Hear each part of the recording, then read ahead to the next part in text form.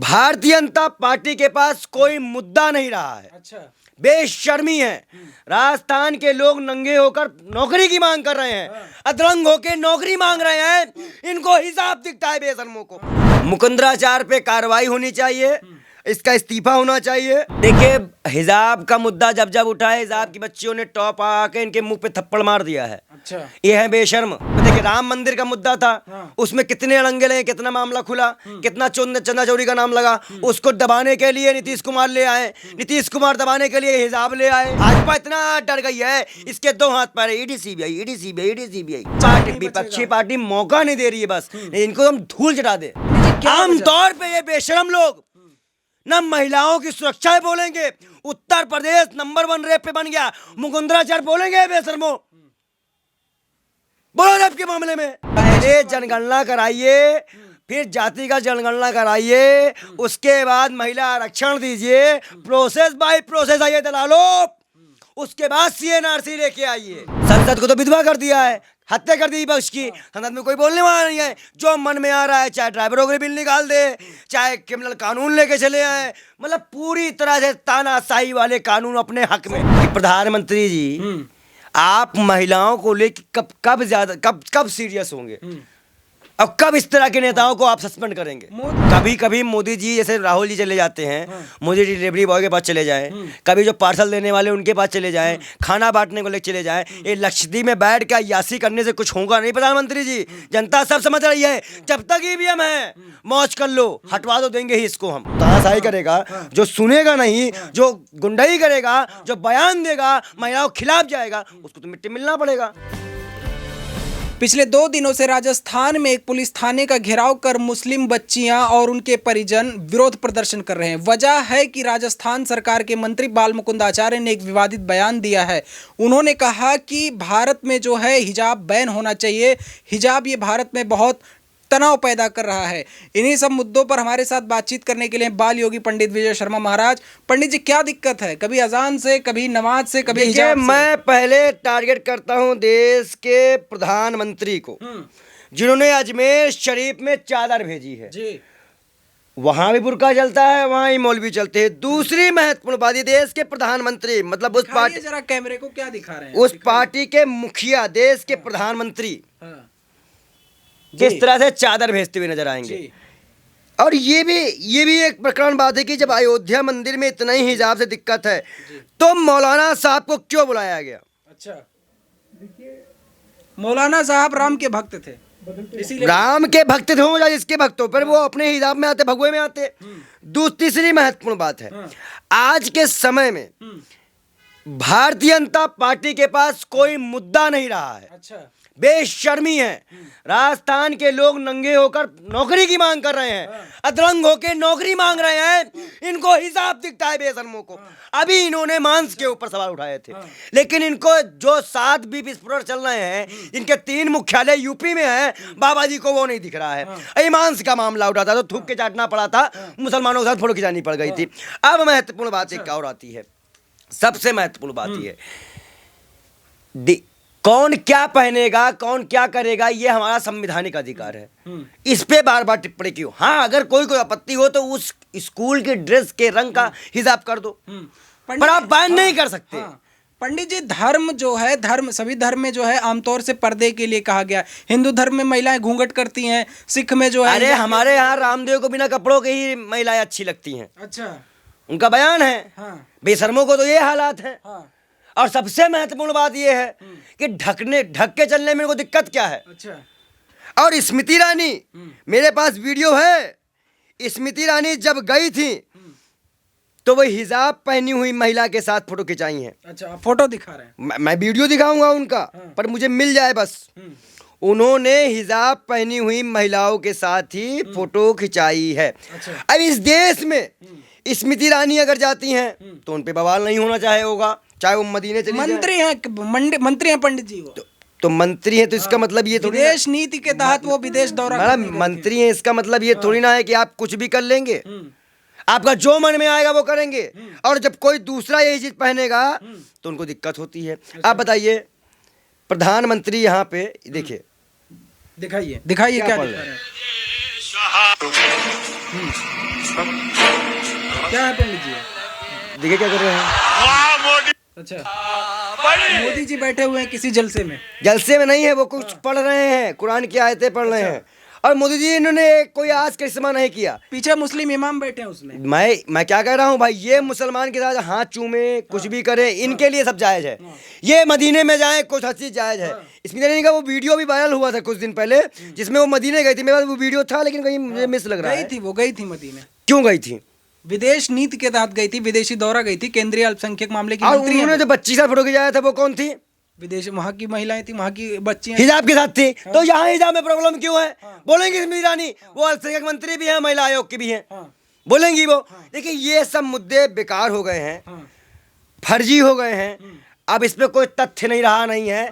बार बार अच्छा, आप उन लोगों पे बात क्यों नहीं करते हैं जो लोग बच्चे बिना वस्त्र पहने ठंडियों में प्रोटेस्ट कर रहे हैं राजस्थान में? उन पे बात कर ली जाए। अच्छा, मुकुंदराचार पे कार्रवाई होनी चाहिए, इसका इस्तीफा होना चाहिए। नहीं पंडित जी, एक होता है एक बार मुद्दा हो गया, कभी कर्नाटका तो कभी राजस्थान। देखिए हिजाब का मुद्दा जब जब उठा है, हिजाब की बच्चियों ने टॉप आके इनके मुंह पे थप्पड़ मार दिया है। अच्छा, ये है बेशर्म। हम तो बेशर्म कहते हैं। क्यों? और कोई मुद्दा देखिए नहीं? हमारे यहाँ ढक के चलने का रिवाज है, हमारे यहाँ घूंघट करने का रिवाज है। चीज तो वो भी करती है तो ना। भैया हम कहाँ एतराज कर रहे हैं? दलालो जो कर रहा हो बेशर्म है, हम कहाँ इसका एतराज कर रहे हैं? तो फिर क्यों बीजेपी के सारे या फिर कुछ लोग हैं जो इस तरीके से देखो कर रहे एक हैं? चीज है, बीजेपी का नाम है, बीजेपी के नेताओं का काम है थूक के चाट लेना। अभी स्टार्टिंग में आए थे, बड़ा उदंग उदंग करे थे, थूक के चाटे, अब फिर ही उठे हैं। और देखिए हम उन बहनों के साथ हैं, हम लिबास ढक के चलने वाली महिलाओं के साथ हैं, हम सब महिलाओं के साथ हैं। जिसको जिस तरह से जीवन जीना हो, कोई किसी के उस पे महिलाओं पे तो बंदिश ना बनाए। भाजपा महिलाओं को टारगेट ना करे, ये महिलाओं की बंदिशें हैं। ये मत सोचे कि हिंदू महिलाएं हमारे पर ये टारगेट नहीं किया जाएगा, ये सब पे टारगेट है। ये महिलाओं पे टारगेट करना बंद कर दे। लेकिन वहाँ सिर्फ मुस्लिम अभी बच्चे एक भाजपा के नेता का बयान था कि लड़कियां खुले कपड़े पहनती इसलिए रेप होते हैं। अब तो बंद कपड़े पहनी है, अब एतराज क्यों है? यही भाजपा के नेता बयान भी देते हैं और तलाक के साथ चुप हो जाते हैं। हिजाब मामला है पंडित जी, हिजाब। मैं क्या हिजाब हो चाहे कोई भी हो, ढक के चलने की प्रक्रिया है। और हिजाब इस्लाम की खूबसूरती को दर्शाता है, एक महिला के चरित्र को दर्शाता है। पर्दा समझ रहे हैं? पर्दा जी समझ पर्दा रहे हैं। बहुत बड़ी चीज है, बहुत बड़ी आप चीज है। नहीं समझ पाएंगे इस चीजों को। समझ रहे हैं पंडित जी? जो समझ रहा होगा वो समझ रहा होगा। इन दलालों को तो पर्दा करना नहीं है। समझ रहे हैं पंडित जी? जीन्स का समर्थन ये करेंगे, बाद में लोग मुखर जाएंगे। इनके बच्चे विदेश में क्या पहनते हैं इनको पता नहीं है, यहाँ पे आके ये ज्ञान देंगे। तो ऐसे बेशर्मों की बात मानोगे क्या?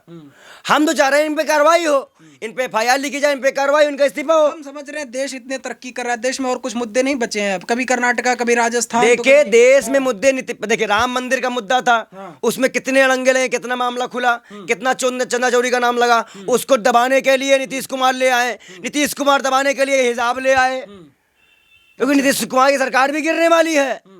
नीतीश कुमार की सरकार भी गिरने वाली है, इसलिए उसको दबाने के लिए दोनों के ईडी CBI भेज दिए। मैंने कहा था कि संपर्क में है विधायक, किसके संपर्क में? RJD के, और उसी के बाद ईडी CBI लगा दिया गया। इसका मतलब भाजपा इतना डर गई है, इसके दो हाथ पैर, ईडी CBI नाचती रहती है उसी में। मैं अच्छे से जान रहा हूँ विपक्षी पार्टी मौका नहीं दे रही है। बस मोदी जी तो कह रहे भ्रष्टाचार नहीं विपक्षी पार्टी मौका नहीं दे रही है, बस इनको हम धूल चटा दे। मोदी इनके जी तो नस कह रहे नस से वाकिफ है हम। क्या भ्रष्टाचारी नहीं बचेगा, मोदी जी कह रहे हैं। हेमंत बिस्वा शर्मा कौन है? ओ मोदी जी, सिंधु अधिकारी कौन है? जिनके घर में ईडी जाती थी तब ईडी पहुंचती थी बेशर्मो। अब आज इनके अच्छा मैं कल आप मुझे क्या बताऊं, आप मुझे भाजपा का पट्टा ला के दे दीजिएगा, मैं पहन लूंगा। ईडी CBI, अरे भाई जी बस यही सब परंपरा है। और मैं आपको एक बात बता दूं, मैं इनके नस नस से वाकिफ हूं। आप देखिए, आप तक आपने जितने भी इंटरव्यू किए होंगे, कोई ना कोई बाबा के साथ ग्रुप चलता होगा, किसी के साथ फौजी चलता है, किसी के साथ कोई वकीलों के साथ वकीलों का ग्रुप चलता है। कभी आपने मेरे इर्द गिर्द कोई आदमी देखा? नहीं क्यों? देखा। क्योंकि मैं अकेले ही लड़ाई लड़ रहा हूँ, मुझे डर नहीं है अपनी जान की। सबको डर है तभी तो वो अपने ग्रुप लेके चलते हैं। लेकिन मुझे देखिए, अकेले रहते हैं आप, मुझे कोई फर्क नहीं पड़ता, लेकिन इनकी दलाली में एक नस पकड़ते हैं पंडित जी। क्या आमतौर पे ये बेशरम लोग न महिलाओं की सुरक्षा बोलेंगे, उत्तर प्रदेश नंबर 1 रेप पे बन गया। मुकुंदराचार्य बोलेंगे बेशर्मो, बोलो रेप के मामले में। उत्तर प्रदेश की बीजेपी सरकार तो कहती है कि आधी रात को लड़कियां गहने जेवर पहन के निकले वो सुरक्षित हैं। कौन बोल रहे हैं? उत्तर प्रदेश की सरकार। उत्तर प्रदेश सरकार ने कहा था हर जगह यमराज बैठा है। ये बयान था हमारे मुख्यमंत्री तो जी क्या का। नहीं बैठा हर जगह? कहाँ बैठा है? जवाब दे दो मुझे, कहाँ बैठा है? हर जगह यमराज नहीं, पुलिस के रूप में यमराज नहीं। 6 साल में बच्चों के दुष्कर्म 96% मामले पड़े एनसीआरबी के आंकड़ों के आधार पर रिपोर्ट के मुताबिक। इस पे नहीं बात करेंगे बेशर्मो। मणिपुर में नंगा घुमाया गया, उसमें बाल मुकुंदराचार्य को तकलीफ नहीं है, वहां नंगा घुमा दिया गया। यहाँ हिसाब में बच्चा रखी हुई है, वो उनको दिक्कत हो रही है। ये इतने बेशर्म है दलाली को, पता है जीत कैसे जाते हैं। जनता क्या देख रही है इनको? रोज नफरत, रोज हिंदू, रोज मुसलमान, और कोई मुद्दा नहीं देश में। क्या जनता देख रही है? क्यों जिता रही है इनको? या तो फिर इनको ईवीएम जिता रहा है। अच्छा, अब कल उसका महाप्रोटेस्ट भी है, अब कल हम आग लगा देंगे वहां आपको भी संशय है कि ईवीएम से घोटाला हो रहा है? मैं तो खुद भुक्तभोगी हूँ। गुजरात चुनाव गया हूँ भैया, कर्नाटका देखा हूँ। मैंने तो जब गुजरात चुनाव आते ही कह दिया था भाई फिर चुनाव कराओ, चाहे हिमाचल फिर से कराना पड़ जाए।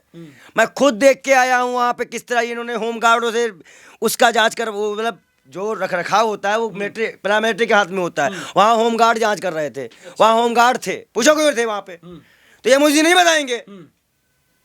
पंडित जी अगला सवाल। आज मैं सुप्रीम कोर्ट भी गया हूँ। हाँ, देखा था हमने। हाँ, मैं डरा नहीं हूँ इनसे, हाँ। सीधी बात है। अगला सवाल। केंद्रीय मंत्री हैं शांतनु ठाकुर, उन्होंने कहा अगले 7 दिनों में सीए लागू होने वाला है, क्या कहेंगे आप? देखिए ये लब बेवकूफ़ी है, भोकना है इनका।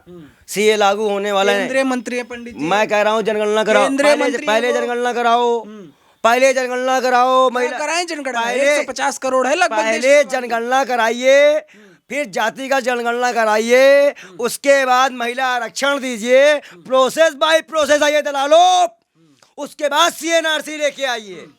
आप पहले जनगणना कराइए। जनगणना का साल से नहीं हुई, पता है तेरे को? 2011 में लास्ट टाइम हुआ। और अब कब होनी चाहिए थी? 2021 में हो गई, कोरोना की वजह पहले तो अब हमारे पास टाइम है ना, तो पहले चुनाव के पहले जनगणना कराओ, फिर जातीय जनगणना कराओ, उसके बाद महिला आरक्षण निकालो। जो तुम बिल लेके आए थे, महिला को आरक्षण दे दिया, ढिंढोरा पीट रहे थे दलालो। उसके बाद सुप्रीम कोर्ट के जजों का निगरानी करने के बाद एक कमेटी बनाओ, उसके बाद सीएनआरसी लेके आओ। अच्छा, जो प्रोसेस है, और सबसे बड़ी बात है प्रोसेस को मानेंगे नहीं, क्योंकि संसद तो वीरानी है, विधवा हो चुकी है। संसद विधवा है। अच्छा, क्योंकि वहां पे विपक्ष तो मर चुका है, इन्होंने मार है दिया, तो विपक्ष, हत्या कर दी विपक्ष की। है विपक्ष की हत्या कहाँ है? विपक्ष में, विपक्ष में है, कांग्रेस मुख्य पार्टी है विपक्षी के रूप मैं क्या कह रहा हूँ, संसद में कौन है? सब तो सस्पेंड है। मैं उसकी बात दिला लो, बात बोलने दो। संसद को तो विधवा कर दिया है, हत्या कर दी विपक्ष की। संसद में कोई बोलने वाला नहीं है। जो मन में आ रहा है, चाहे ड्राइवरों के बिल निकाल दे, चाहे क्रिमिनल कानून लेके चले आए, मतलब पूरी तरह से तानाशाही वाले कानून अपने हक में। सरकार तो कह रही है सरकार के हक में कानून। सरकार तो कह रही है राष्ट्रहित में काम कर रहे हैं। दिख रहा है राष्ट्रहित में काम मणिपुर दिखा रहे हैं राष्ट्रहित, कितना राष्ट्रहित हुआ है। आज तक वहाँ प्रधानमंत्री जा नहीं पा रहे हैं। हम तो सवाल कर रहे हैं उनसे। प्रधानमंत्री को तो यही बताना चाहिए कि प्रधानमंत्री जी आप महिलाओं को लेकर कब सीरियस होंगे, अब कब इस तरह के नेताओं को आप सस्पेंड करेंगे? मोदी जी संसद में महिलाओं की भागीदारी बढ़ा रहे हैं, क्या दिक्कत है आपको? भागीदारी बढ़ाना तो महिला आरक्षण बिल लाके रोक दिया, पर जनगणना होगी।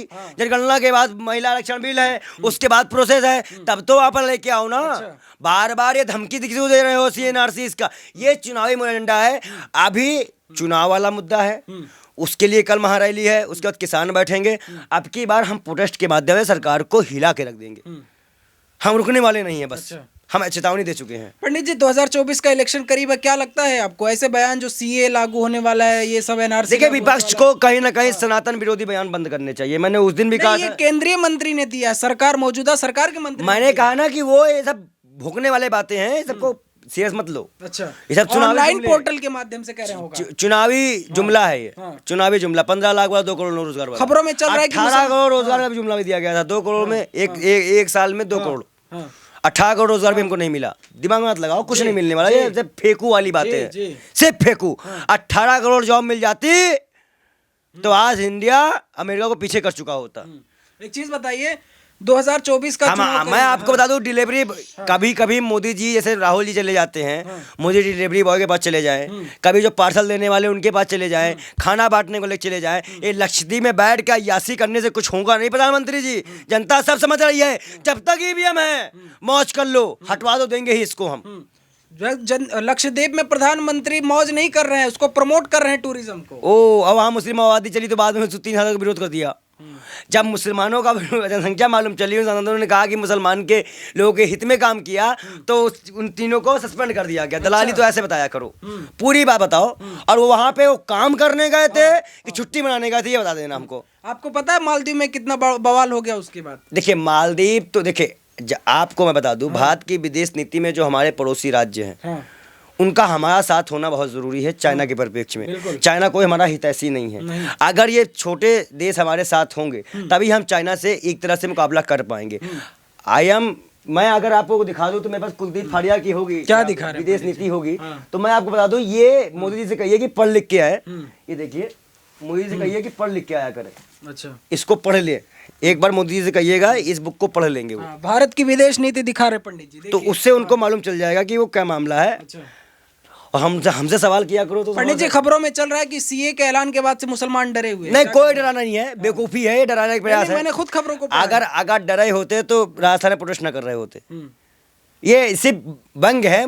देखो कोई कौम डरने वाली नहीं है, ना हिंदू कौम ना मुसलमान, कोई अपनी तरफ तुझे डरने वाला नहीं है। नहीं, सीए के ऐलान के बाद से मुसलमान डरे हैं कि अब उनका क्या होगा, उनको देश से निकाला जाएगा। देखा ऐसे नहीं है, ऐसे छोड़ने कोई किसी को निकाल देगा। आप चिंता मत करिए, सरकार ही नहीं रहेगी। सरकार ही नहीं रहेगी, चिंता मत, बहुत बड़ी बात करें, सरकार ही नहीं रहेगी, बहुत बड़ी बात, सरकार ही नहीं रहेगी। चुनाव तो होने दीजिए, ईवीएम तो हटने दीजिए, चुनाव होने, ईवीएम हटने दीजिए, ईवीएम हटने दीजिए। ईवीएम हटने के बाद ये फेल, चुनाव जीते हम जीतेंगे।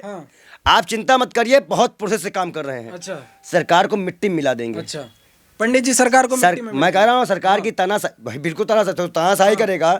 जो सुनेगा नहीं, जो गुंडाई करेगा, जो बयान देगा, महिलाओं के खिलाफ जाएगा, उसको तो मिट्टी मिलना पड़ेगा। और ऐसे बहुत तानाशाह मिट्टी में मिले हैं, हिटलर ही मिला है मिट्टी में। आखिरी सवाल पंडित जी, कभी हिजाब का मामला कभी कर्नाटक में होता है, कभी राजस्थान में होता है, कभी अजान से दिक्कत होती है, कभी नमाज से दिक्कत होती है, ये सब चुनावी मामला होता है। इस पे ज्यादा सीरियस होने के न चलो। ये देश हिंदू मुसलमान सबसे है। हम ज्ञान व्यापी के लिए भी कोर्ट का फैसला मानेंगे, जैसे अयोध्या माने थे, और हर जगह की मानेंगे।